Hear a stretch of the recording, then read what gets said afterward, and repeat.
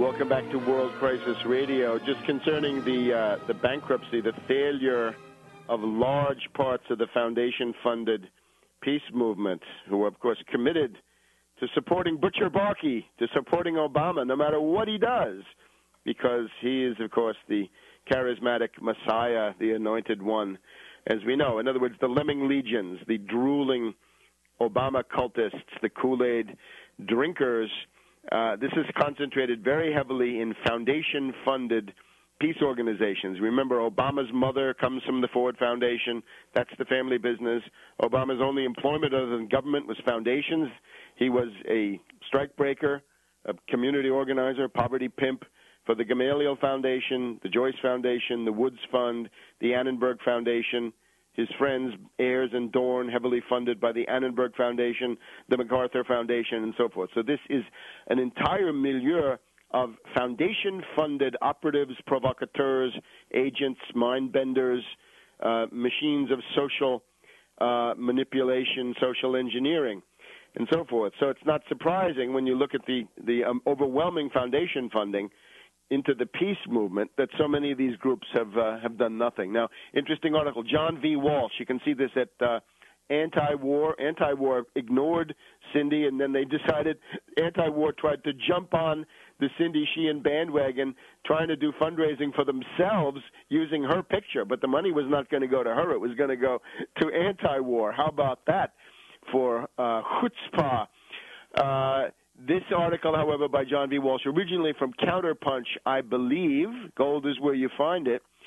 She says the silence is deafening. The silence of the anti-war movement is deafening. And after Cindy Sheehan had put down her call to come to Martha's Vineyard and protest the new warmonger as vigorously as you protested the previous warmonger from Crawford, Texas to Martha's Vineyard.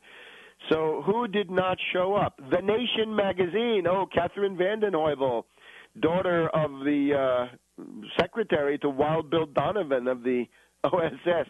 The American Friends Service Committee, where are you? Peace Action, where are you? Progressive Democrats of America, where are you? Code Pink, where are you?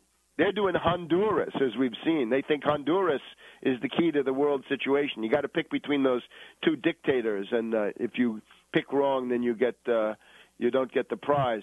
United for Peace and Justice, according to John V. Walsh, one of the largest of these groups, is essentially liquidating itself, shutting down, closing shop.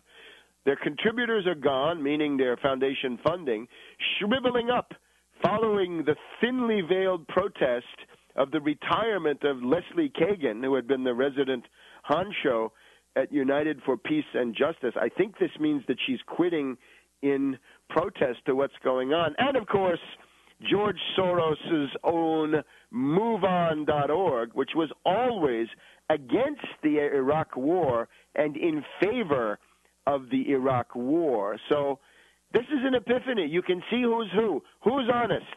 Who is trustworthy? Who is believable? Who is corrupt? Who is a hypocrite? Who is a shill for the foundations and for Butcher Barkey?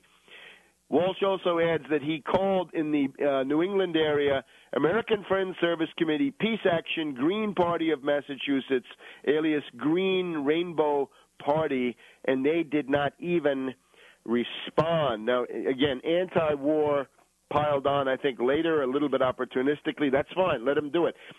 Any reason to protest is a good reason.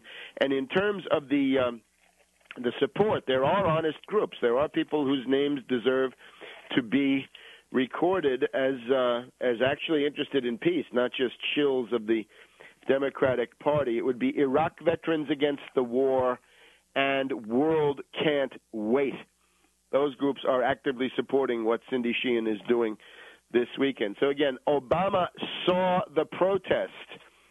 Remember, Obama's great vulnerability is to attacks coming from his left, attacks coming from the Limbaugh, Hannity, O'Reilly, Newt Gingrich axis, the Austrian school, Friedmanite axis, are not effective against Obama or have limited effect because they tend to reinforce the one thing that he needs, which is left cover.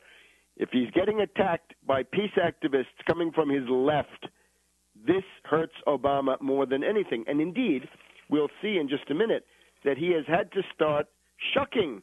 He's throwing sops to the anti-war movement. I would say it is no coincidence that just as the public support for the Afghan lunatic adventure collapses, just as the military situation, political situation deteriorates, and above all, just when Cindy Sheehan and the anti-war people show up at Martha's Vineyard, we have Holder, Eric Holder, the corrupt and highly politicized Obama associate, the Attorney General.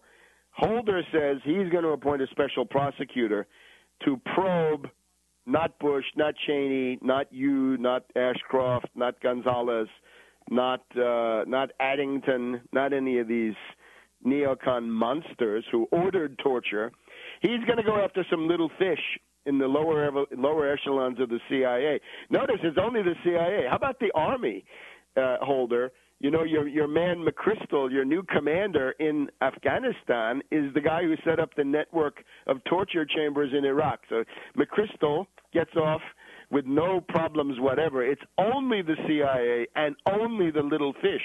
What is that? We've seen that before. That's a shuck. That's a sop.